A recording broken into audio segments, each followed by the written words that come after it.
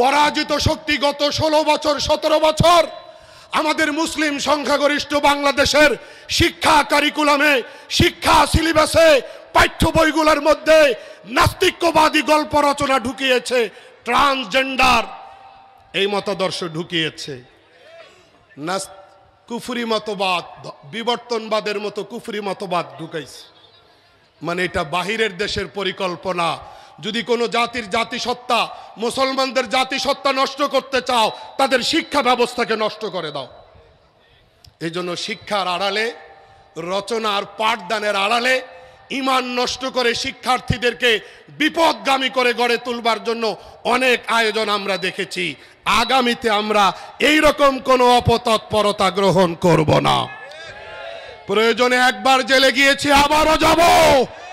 প্রয়োজনে ফাঁসির রশিতে ঝুলব, প্রয়োজনে শাহাদাতকে আলিঙ্গন করব।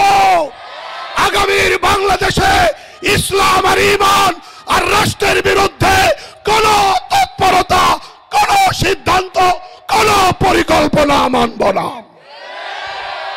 বিসমিল্লাহির রহমানির রহিম।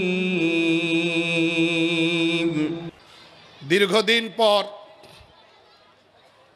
আপনাদের মাঝে আল্লাহ পাক হাজির হওয়ার সুযোগ দিয়েছেন। অনেক দিন ধরে আপনাদের মায়াবী চেহারাগুলো দেখা হয় না। আল্লাহ তাআলা আজকে সাক্ষাতে মিলিত করেছেন। আমিও আল্লাহর শাহী দরবারে কালিমাতুশ শুকর পড়ছি, আলহামদুলিল্লাহ। রহমতগঞ্জ যুব ঐক্যের আমার প্রিয় যুবক ভাইদের সবাইকে অন্তরের অন্তঃস্থল থেকে মোবারকবাদ জানাই।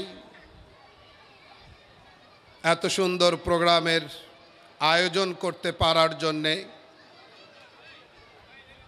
আল্লাহ যেন এই প্রোগ্রামের ঐতিহ্য ধরে রাখার তৌফিক দান করেন।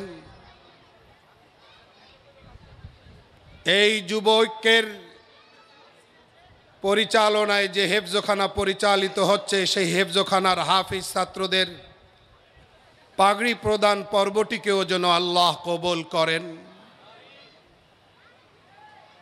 এ সকল দ্বীনি খেদমাতের উসিলায় আসমানি জমিনি হর রকম বালা মুসিবত থেকে আল্লাহ আমাদেরকে যেন সুরক্ষা দান করেন।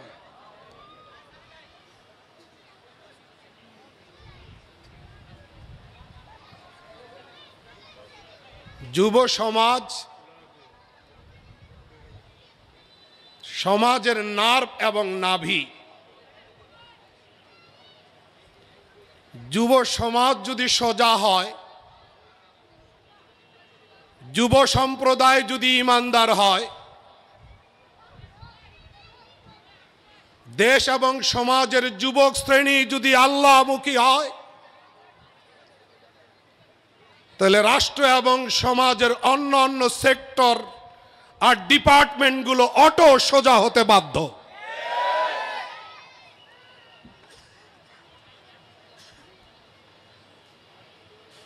আমি অন্তরের অন্তঃস্থল থেকে মোবারকবাদ জানাই।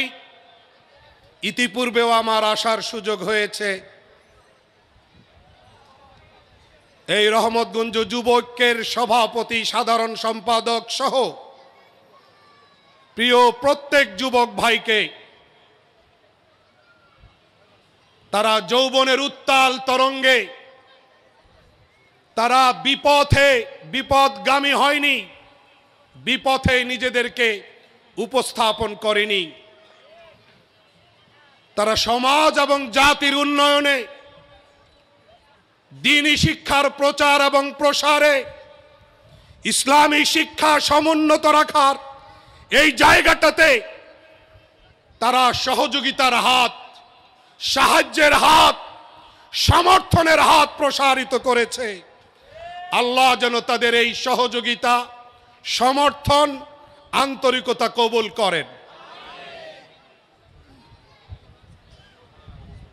সূরা কাহফের ছোট্ট একখানি আয়াতে কারিমা তেলাওয়াত করেছি। আল্লাহ বলেন, তারা ছিল কয়েকজন যুবক, ইন্নাহুম ফিতিয়াতুন, তারা ছিল কয়েকজন যুবক, আমানু বিরাব্বিহিম, যারা তাদের রবের উপরে ঈমান এনেছে, ওয়াজিদনাহুম হুদা, আল্লাহ বলেন আমি তাদের ঈমানী জজবাকে আরো শক্তিশালী করে দিয়েছি। কারা তারা যাদের প্রশংসা আল্লাহ পাক কোরআনে উপস্থাপন করলেন? কোন যুবকেরা? যাদেরকে আসহাবে কাহাফ বলা হয়। কি বলা হয়? সূরা কাহাফ আমরা তেলাওয়াত করি না শুক্রবারে? অনেক ফজিলতপূর্ণ আমল। আমি আসছি প্রয়োজনীয় অন্যান্য বিষয়গুলোর দিকে। সূরা কাহাফে আল্লাহ পাক তাদেরকে আসহাবে কাহাফ বলেছেন, গুহাবাসী বলেছেন।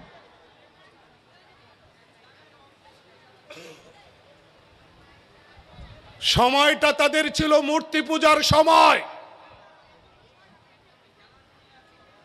রাষ্ট্রীয়ভাবে মূর্তি পূজা চলছে, রাষ্ট্র প্রজাদেরকে মূর্তি পূজায় বাধ্য করছে। রাজার নাম ছিল দাকিয়ানুস, বাদশাহ দাকিয়ানুস। বাদশাও মূর্তি পূজারী, জনগণও মূর্তি পূজা করছে। যারা মূর্তি পূজা করবে না তাদের রক্ষা নাই। রাষ্ট্রটাই মূর্তি পূজার রাষ্ট্র। মনোযোগ ভাই, কথা না বলি। রাষ্ট্রটাই মূর্তি পূজার রাষ্ট্রে পরিণত হয়েছে। জোরে বলেন বাদশার নাম, রাজার নাম কি বললাম? দাকিয়ানুস বাদশাহ। জালেম জাবির বাদশাহ। পৃথিবীতে সব জালিম, সব স্বৈরাচারের নেচার একই রকম হয়। তারা ক্ষমতাকে দীর্ঘায়িত করার জন্য সমস্ত বাধা সরাইতে স্বাচ্ছন্দ্য বোধ করে। প্রয়োজনে ভিন্ন মতের মানুষদেরকে পাখির মতো গুলি করতেও তারা দ্বিধা করে না। এটা কমন নেচার, সবার স্বভাব। ঐতিহাসিকভাবে প্রমাণিত সত্য, পৃথিবীর সূচনা কাল থেকে আজও পর্যন্ত কোন জালিম, কোন জাবির, কোন স্বৈরাচার দীর্ঘ মেয়াদে শাসন করতে পারে নাই। যখন সময় হয়েছে আল্লাহ তাদেরকে শক্ত করে টুটি চেপে ধরেছেন। আল্লাহ ছাড় দিয়েছেন, ছেড়ে দেন নাই। আল্লাহ ফেরাউনকে ছাড় দিয়েছেন, ছেড়ে দেন নাই। আল্লাহ নমরুদকে ছাড় দিয়েছেন, ছেড়ে দেন নাই। আল্লাহ আব্রাহাকে ছাড় দিয়েছেন, ছেড়ে দেন নাই। আল্লাহ দাকিয়ানুসকে ছাড় দিয়েছেন, ছেড়ে দেন নাই। আল্লাহ সাদ্দাতকে ছাড় দিয়েছেন, ছেড়ে দেন নাই। যারা বলে পালাই না, তারাও লেজ গুটিয়ে পালাতে বাধ্য। আল্লাহ আমাদের ঈমান তাজা করার তৌফিক দান করো। এই জালিম বাদশার মূর্তি পূজা চলছে। বছরে একবার মেলা বসতো। মনোযোগ আছে আপনাদের? মেলায় নাচ গান, ঢোল তবলা, এমন কোনো আসর নাই যেটা মেলায় নাই। তাফসীরের কিতাব খুলে দেখবেন। মোহতারাম হাজিরিন, মূর্তি পূজা হইতেছে মেলায়, গায়রুল্লাহর নামে পশু জবাই হচ্ছে, আবার গোশত রান্না করে ভোজন হচ্ছে। প্রতি বছর রুটিন মাফিক মেলা হয়। যেই যুবকদের প্রশংসা করে আল্লাহ পাক সূরা কাহাফে ঘটনা নাজিল করেছেন, ওই যুবকেরাও মেলায় গেছে। হঠাৎ একজন যুবকের মাথায়, হৃদয়ে ভিন্ন রকম চিন্তার, ভিন্ন রকম এক ভাবনার অনুপ্রবেশ ঘটেছে। তার এই শিরিকি কর্মকাণ্ড, গায়রুল্লাহর নামে পশু জবাইয়ের দৃশ্য, এই হাত দিয়া বানানো দেবীকে পূজা করা, তার ব্রেন অ্যাকসেপ্ট করতেছে না। এতদিন থেকে করে আসতেছে, এখন আর সহ্য হচ্ছে না। মনটা খুব খারাপ, মনের মধ্যে শিরিকি কর্মকাণ্ডের বিরুদ্ধে তীব্র প্রতিবাদের আগুন। সাগরে যেমন নিম্নচাপ তৈরি হয়, এই যুবকদের হৃদয় ওই রকম হেদায়েতের নিম্নচাপ আরম্ভ হয়ে গেছে। একজন যুবক শটকে পড়লেন, মেলা ছেড়ে একাএকি মন খারাপ। কিরে, আমাদেরকে সৃষ্টি করছেন একজন, আর আমরা মাবুদ মানতেছি, বানাইতেছি এই হাত দিয়া বানাইয়া দেবীকে। এটি কি বিবেক সুলভ কাজ? এটি কি সঠিক বিচার সুলভ কাজ? এটা কি ইনসাফ কবুল করে? না, এই অন্যায় আমি আর গা ভাসাবো না, এই ভাবনা। মনোযোগ, এইরকম অন্যায় আর গা ভাসানো যাবে না।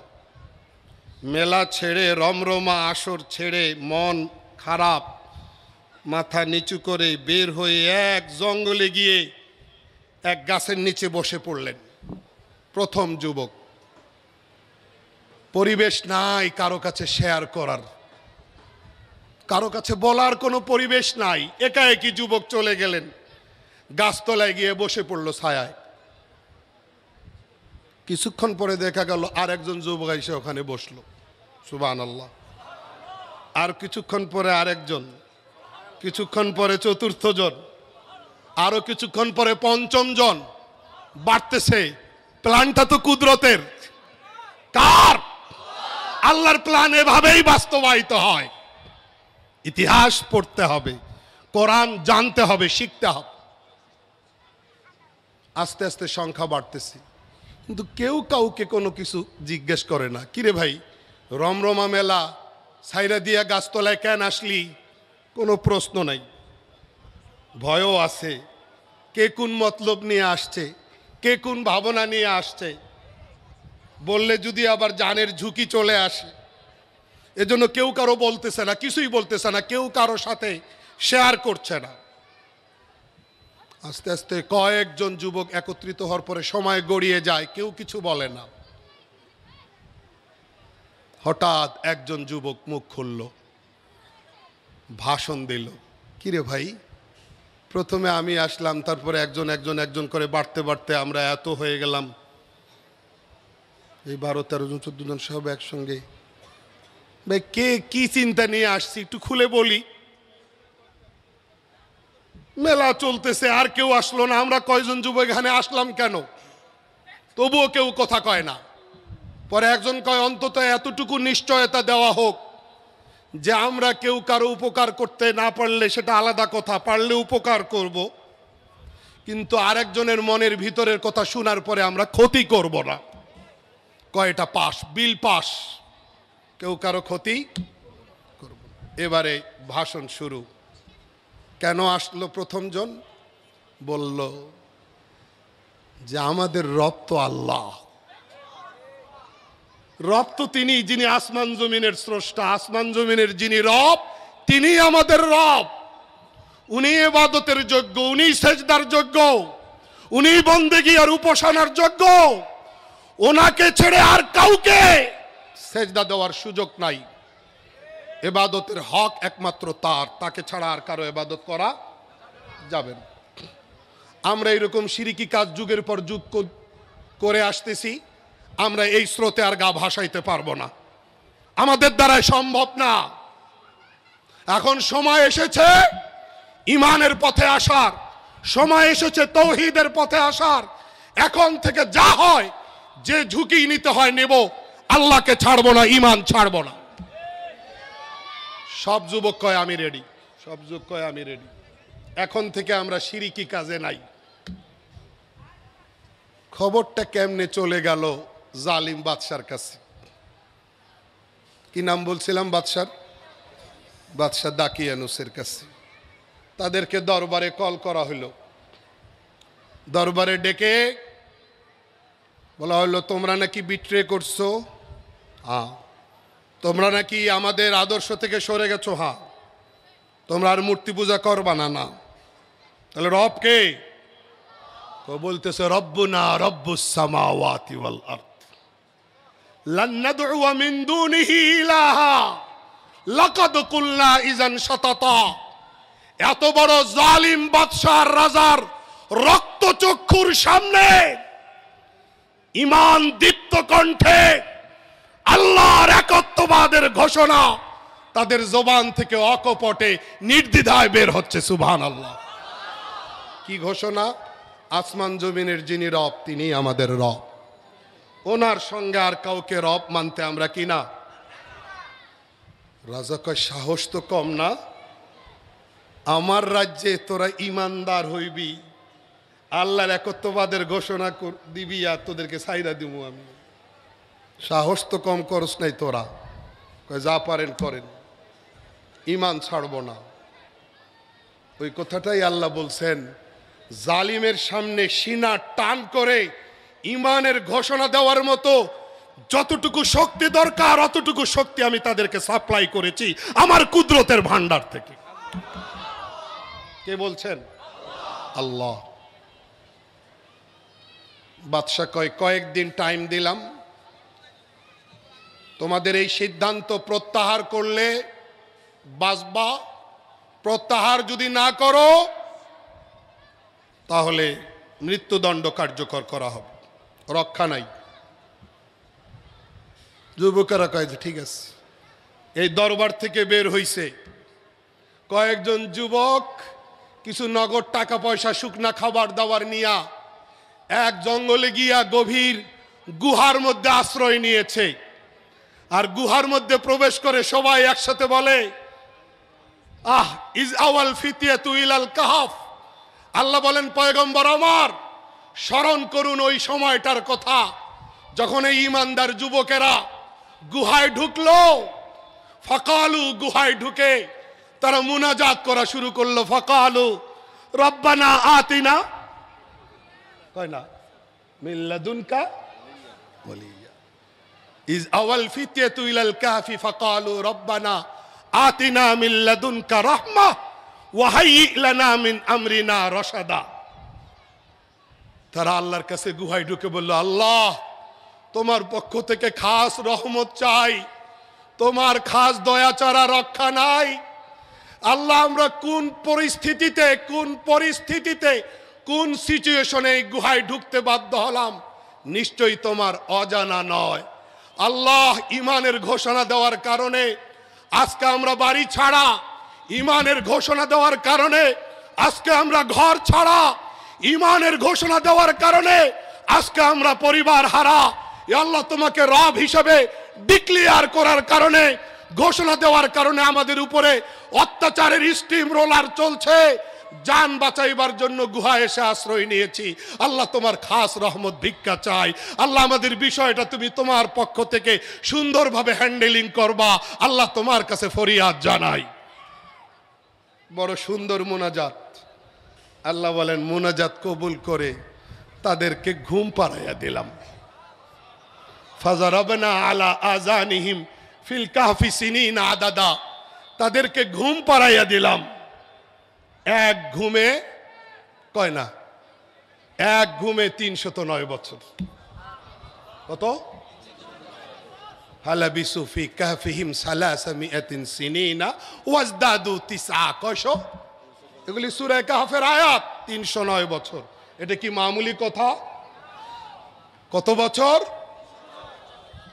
এক মাসও না, এক বছরও না, ২০ বছরও না, ৩০৯ বছর। ৩ শতাব্দী প্লাস ৯, ৩০৯ বছর এক ঘুমে পার। ৩০৯ বছর ঘুমাইয়া এরা জাগছে, চোখ ডলতেছে। একজন আরেকজনের কয় কিরে কতক্ষণ ঘুমাইলি তোরা? এইরকম, কতক্ষণ ঘুমাইলি রে? তার একজন জবাব দেয় পুরা দিন অথবা আধা দিন হবে। বুঝেন নাই? ঘুমাইছে কয় বছর? পরস্পরে জাগ্রত হইয়া পর্যালোচনা শুরু হয়েছে। কতদিন ঘুমাইলি? কেউ কয় পুরা দিন, কেউ কয় আধা দিন, কেউ কয় হইব আর কি একটু। কয়েক ঘন্টা বেশি হইব।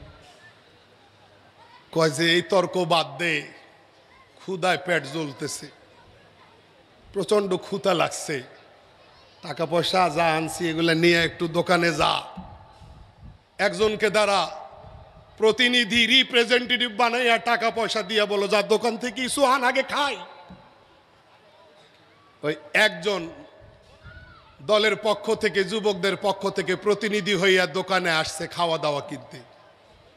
দোকানদার টাকা দেখে কই এই টাকা, এটা তোমরা কি, তুমি কোত্থেকে পাইলা?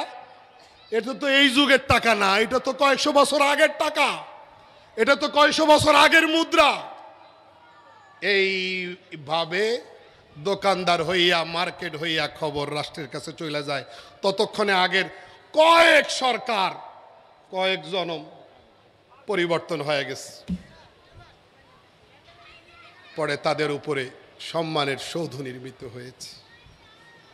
অনেক লম্বা ঘটনা। আমরা যে সূরা কাহাফ পড়ি, আমি অনুরোধ করব, এখন অনেক বাংলা অনুবাদ বের হয়েছে, যদি আপনারা সূরা ইউসুফের মতো সূরা কাহাফের পুরা ঘটনা মনোযোগ দিয়ে পড়েন খুব ভালো লাগবে। মানে এই ঘটনার, বুঝেন না, প্রত্যেকটা লাইনে, প্রত্যেকটা অঙ্গনে, প্রত্যেকটা জায়গায় অনেক কিছু শেখার আছে। আমি কি কারণে বললাম, পুরা ঘটনা বলতে গেলে তো কয়েক ঘন্টা সময় লাগবে। কয়েকজন যুবক পুরা শিরকি একটা রাষ্ট্রের মধ্যে পরিবর্তন সূচিত করার জন্য যথেষ্ট হয়েছে। 1 লাখ যুবক লাগছে হুজুর? 1000 লাগছে? কয়েকশো লাগছে? কয়েকজন যুবক। যুবকেরা যদি ইমানের পথে তাদের যৌবনকালকে উৎসর্গ করে, যুবকেরা যদি তাদের যৌবনকালকে আল্লাহর গোলামির জন্য উৎসর্গ করে, হাদিসে আল্লাহ রসুল সাল্লাল্লাহু আলাইহি সাল্লাম বলেছেন, আরশের নিচে আল্লাহ তাআলা তাদেরকে কিয়ামত দিবসে রহমতের ছায়া বরাদ্দ দেবেন। 7 প্রকার মানুষকে আল্লাহ তাআলা কিয়ামত দিবসে আরশের নিচে রহমতের ছায়া দেবেন। তার মধ্যে এক শ্রেণী হলো ইমামুন আদিল, ন্যায়পরায়ণ শাসক। পরের নম্বরে হলো ওয়াশাবুন নাশাআ ফি ইবাদাতিল্লাহ, ওই যুবক যেই যুবক তার যৌবন কালকে আল্লাহর ইবাদত আর বندگির জন্য উৎসর্গ করেছে। প্রশ্ন আসতে পারে, বৃদ্ধারা বুড়াকালে ইবাদত করলে এ ইবাদতের সওয়াব নাই? নিশ্চয়ই আছে। তো যৌবনকালের ইবাদতের এত ডিমান্ড কেন? হ্যাঁ, যৌবনকালের ইবাদত তো অনেক বেশি ডিমান্ড পূর্ণ হবেই, কারণ যুবকের রক্ত হয় টকবগা রক্ত, পাগলা ঘোড়ার মতো একবার ডানে একবার বামে গাইড করে, ঠিক না ভাই? ঠিক। এই টকবক করা রক্ত, এই যৌবনকালের সময়টাতে আল্লাহর প্রিয় হওয়া, আল্লাহর অনুগত হওয়া, ইসলামী শরিয়ার অধীনে নিজেকে ন্যস্ত করা, এটা বৃদ্ধকালে ন্যস্ত করার চেয়ে অনেক বেশি ফজিলতপূর্ণ। বুঝুন নাই? দর জওয়ানি তওবা করদন শিবে পয়গম্বরি, দর জওয়ানি তওবা করদন শিবে পয়গম্বরি, ওয়াক্ত পীরি গুরগে জালেম মিশাওয়াদ পরহেজগার। কবি বড় চমৎকার কথা বলেছেন, যৌবনকালে তওবা করা পয়গম্বরী স্বভাব। সুবহানাল্লাহ, সুবহানাল্লাহ। যৌবনকালে তওবা করা পয়গম্বরী চরিত্র, আর বুড়াকালে তওবা করা ইবাদত গুজার, তাহাজ্জুদ গুজার হওয়া। কবি বলেন এটা অতখানি কৃতিত্বের বিষয় না, কারণ বুড়াকালে বাঘও দরবেশ হয়। বুড়াকালে কি হয়? বাঘও দরবেশ হয়। শিয়াল একটা রাস্তায় বৈশা রইছে, বাঘ সিংহ। শিয়াল গিয়া কয়, স্যার আপনি রাস্তার মাঝখানে কি করেন? কয়, বলিস না রে বাবা, শরীরটা দুর্বল, ভাবলাম যে রাস্তার ওই পারে গিয়ে একটু আরাম করি, কিন্তু পার হইতে পারলাম না, মাঝখানে এসে পইরা গেলাম, আর নড়তেও পারি না, চড়তেও পারি না, এই জন্যই অবস্থা। শিয়াল কয়, আমারে ফান্দে ফালার জন্য কত সুন্দরভাবে আপনি বুঝাইতেছেন, অসুস্থতার বাহানা করতেছেন, আর আমি কাছে যাবো আর আপনি অতর্কিতভাবে ছবল মারবেন, আমি চিনি আপনারে। বাঘে সিংহ কয় যে মানলে মান, বিশ্বাস করলে কর, এটা তোর ব্যাপার। আমি বললাম যেটা ফ্যাক্ট সেটাই বললাম। শিয়াল একটু লেস নাড়া দেয়, গাছের ঠালাইন না বাড়ি দেয়, কোনো প্রতিক্রিয়া নাই। অবশেষে শিয়াল পণ্ডিতের বিশ্বাস হয়েছে আজকে গুরু মশাই সত্য কথা কইতেছে। যখন বিশ্বাস হয়েছে গুরু মশাই অসুস্থ, তখন ধমক দেওয়া শুরু করছে, আপনি অসুস্থ শরীর নিয়ে রাস্তা পার হইতে গেলেন কেন? আপনার বিবেক নাই? আরে সরেন রাস্তা থেকে। বুঝেন নাই? শিয়ালের কি সাহস আছে বাঘকে ধমকাইবার? যখন দেখছে বয়সের ভারে বাঘ রাস্তায় কাইত হয়ে গেছে, তখন শিয়ালও ধমকায়। তো বুড়াকালে বাঘও দুর্বল হয়। একটা যোগ শুনাইলাম আর কি, বুড়াকালে কি হয়? বাঘও দুর্বল হয়। একটা দৈনিক পত্রিকায় পাইছিলাম যে আমেরিকায় যখন জর্জ ডব্লিউ বুশ প্রেসিডেন্ট, তখন মিস্টার ডব্লিউ বুশ সকালবেলায় মর্নিং ওয়াক করতেছেন। আপনারা লালবাগ কেল্লায় যে হাঁটাহাঁটি করেন, ট্রাউজার পইরা মর্নিং ওয়ার্কে বেরোইছে। হঠাৎ গিয়ে দেখে রাস্তার এক জায়গায় এক লোক দুইটা বিড়াল ছানা নিয়া দাঁড়াই রইছে, বিড়ালের বাচ্চা, দুই হাতে দুইটা। মিস্টার ডব্লিউ বুশ গিয়ে জিজ্ঞেস করে, বাবা তোমার হাতে কি? লোকটা কয় বিড়ালের বাচ্চা। মিস্টার ডব্লিউ বুশ আমেরিকার প্রেসিডেন্ট কয়, এটা কোন জাতের? লোকটা জবাব দেয়, এটা রিপাবলিকান জাতের। কোন জাতের? রিপাবলিকান জাতের বিড়াল ছানা। বুশের পার্টি তো রিপাবলিকান পার্টি, ডোনাল্ড ট্রাম্পের পার্টি, তাই না? কি রে, বিড়ালের মধ্যে রিপাবলিকান জাত আছে, প্রাণী জগতেও রিপাবলিকান জাত আছে, এটা তো জানতাম না। ভারী তাজ্জুবের ব্যাপার। পরের দিন হে কয়েকজন মন্ত্রী নিয়ে গেছে, তোরা আমার সঙ্গে বের হ। একজন লোক বিড়ালের বাচ্চা দেখাইতেছে, মানে সূর্যের আলো দেখায়, প্রভাতকালীন আলো দেখায়, সকালবেলা সূর্যের আলো দেখাইতে গেছে আর। আমি জিজ্ঞেস করলাম এটা কোন জাতের বিড়াল বাচ্চা? ওরা কয় রিপাবলিকান জাতের। আয়। পরের দিন মন্ত্রীরাও গেছে সাথে। যথারীতি ওই লোক বিড়ালের বাচ্চা দুইটা সকালবেলা দাঁড়িয়ে আছে। মিস্টার বুশ মন্ত্রী পরিষদের মেম্বারদেরকে নিয়ে গেছে, এটা কি করো তুমি?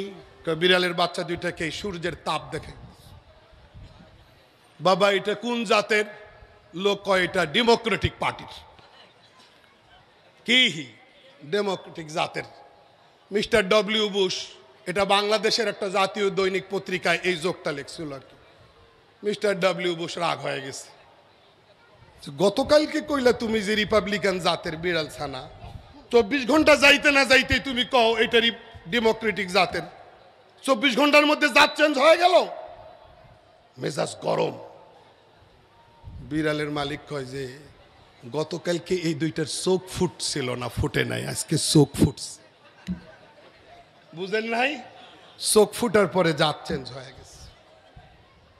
চোখ ফুটার আগে রেজাল্ট একরকম, চোখ ফুটার পরে রেজাল্ট। তো যোগ থেকেও কিছু পাওয়া যায়, আমি ভালো কিছু পাওয়া গেলে সেটাই নেব।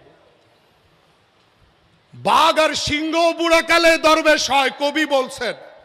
এই জন্য বার্ধক্যে যাওয়ার পর ইবাদত করা আর যৌবনকালে ইবাদত করা ডে নাইট ডিফারেন্স। এই জন্য কোরআনের সূরা কাহাফ, হাদিস শরীফ প্রমাণ করে যে যুবক তার যৌবনকালকে আল্লাহর জন্য উৎসর্গ করবে, ওই যুবকের যৌবনকালের ইবাদতের অনেক দাম আল্লাহর কাছে।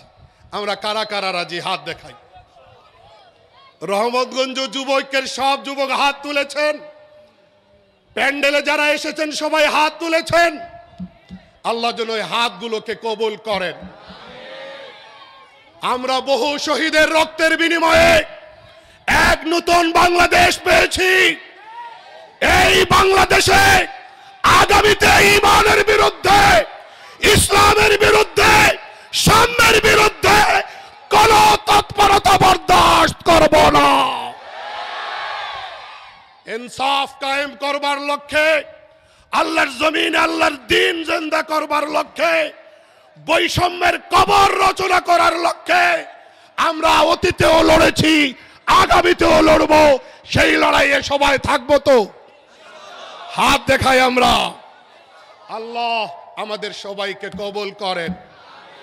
রহমতগঞ্জ যুব ঐক্যের ভাইদেরকে আমি বলবো যে আপনারা হেফজখানা পরিচালনা করছেন, কোরআনী শিক্ষা কার্যক্রম পরিচালনা করছেন, এই কার্যক্রমগুলোকে গুনাহমুক্ত কিভাবে করা যায় সেটার ফিকির রাখবেন।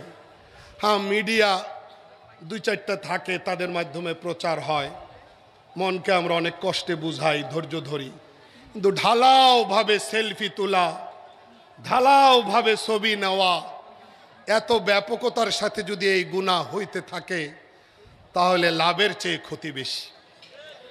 ভাই, আমরা লাভের দিকে তাকাই, ক্ষতিটা না করি, গুনাহমুক্ত জীবন গঠনে মনোযোগী হই।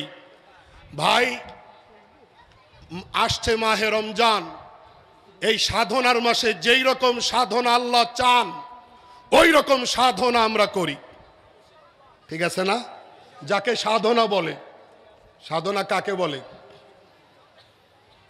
14 ঘন্টার রোজা, উজু করার সময়, আসরের নামাজের সময় মনে হয় এক ঢোক পানি ভিতরে দিয়ে দেই, কোনো থানা পুলিশ নাই, কুলির আড়ালে পানি ভিতরে পাস করার সুযোগ পাইয়াও রোজাদার পাস করে না। এটাই হলো সাধনা, এটাই হলো সাধনার মাস। যদি এই এক মাস সাধনার মতো সাধনা করতে পারি, বাকি 11 মাস সোজা থাকা সহজ। আপনারা যে হেফজখানা পরিচালনা করছেন, কোরআনী শিক্ষা কার্যক্রম পরিচালনা করছেন, এটা সাধুবাদ পাওয়ার যোগ্য, প্রশংসনীয় কাজ। আমি রহমতগঞ্জ যুব ঐক্যের সভাপতি, সেক্রেটারি সহ সকল ভাই বেরাদারকে বলবো, একটা কথা মৌলিকভাবে মনে রাখবেন, আমরা জাতি হিসাবে মুসলিম জাতি, আমাদের মুসলিম জাতি সত্তাকে যদি টিকাইতে হয়, আমাদের মুসলিম জাতি সত্তাকে যদি সমুন্নত রাখতে হয়, তাহলে ইসলামী শিক্ষা ব্যবস্থাই হলো এই কর্মসূচির প্রধানতম হাতিয়ার। যদি আমরা এই শিক্ষা ব্যবস্থার হাতিয়ারটাকে হাত থেকে ফেলে দেই তাহলে আমাদের জাতিসত্তা টিকবে না। ইহুদিরা পিছনে লেগে আছে, খ্রিস্টানেরা পিছনে লেগে আছে। পরাজিত শক্তি গত 16 বছর 17 বছর আমাদের মুসলিম সংখ্যাগরিষ্ঠ বাংলাদেশের শিক্ষা কারিকুলামে, শিক্ষা সিলেবাসে, পাঠ্য বইগুলোর মধ্যে নাস্তিক্যবাদী গল্প রচনা ঢুকিয়েছে, ট্রান্সজেন্ডার এই মতাদর্শ ঢুকিয়েছে, কুফরি মতবাদ, বিবর্তনবাদের মতো কুফরি মতবাদ ঢুকাইছে। মানে এটা বাহিরের দেশের পরিকল্পনা। যদি কোনো জাতির জাতিসত্তা, মুসলমানদের জাতিসত্তা নষ্ট করতে চাও, তাদের শিক্ষা ব্যবস্থাকে নষ্ট করে দাও। এই জন্য শিক্ষার আড়ালে, রচনার পাঠদানের আড়ালে ঈমান নষ্ট করে শিক্ষার্থীদেরকে বিপদগামী করে গড়ে তুলবার জন্য অনেক আয়োজন আমরা দেখেছি। আগামীতে আমরা এই রকম কোনো অপতৎপরতা গ্রহণ করব না। প্রয়োজনে একবার জেলে গিয়েছি, আবারও যাব, প্রয়োজনে ফাঁসির রশিতে ঝুলব, প্রয়োজনে শাহাদাতকে আলিঙ্গন করব। আগামীর বাংলাদেশে ইসলাম আর ঈমান আর রাষ্ট্রের বিরুদ্ধে কোন তৎপরতা, কোন সিদ্ধান্ত, কোন পরিকল্পনা মানব না। সবাই থাকবেন তো? সবাই থাকবো তো ইনশাআল্লাহ? এই যুগে বলেন, এই যুগ ইসলামের শত্রুরা, ইসলামের শত্রুরা হুঁশিয়ার, সাবধান। আল্লাহ নারায়ে তাকবীর। আমরা ভাই গুনাহমুক্ত জীবন গঠন করব তো ইনশাআল্লাহ? সাধনার মতো সাধনা করার চেষ্টা করব তো ইনশাআল্লাহ? জালিমের সহযোগী হব না। যারা জালিমের সহযোগী, দোসর, তাদেরও সহযোগী হব না। আল্লাহ যেন এই ওয়াদাগুলোর উপরে থাকার তৌফিক দান করেন। যারা জালিমকে সাহায্য করে তারাও জালিম। আল্লাহর কাছে জুলুমের কোনো ক্ষমা নাই। আয-যুলুমু যুলুমাতুন ইয়াউমাল কিয়ামাহ, কিয়ামতের দিনে এই জুলুমগুলো অন্ধকার হয়ে আসবে। এই জন্য জুলুম থেকে আমরা বাঁচতে চাই, আমরা শান্তিতে বসবাস করতে চাই, আরামে নিরাপদে সন্তান সন্ততি পরিবার নিয়ে থাকতে চাই। রহমতগঞ্জ যুব ঐক্যের সবাইকে আল্লাহ কবুল করুন। আজকের মাহফিলকে আল্লাহ কবুল করুন। আল্লাহ পাপ পঙ্কিলতা মুক্ত গুনাহ মুক্ত জীবন গঠনের তৌফিক দান করুন।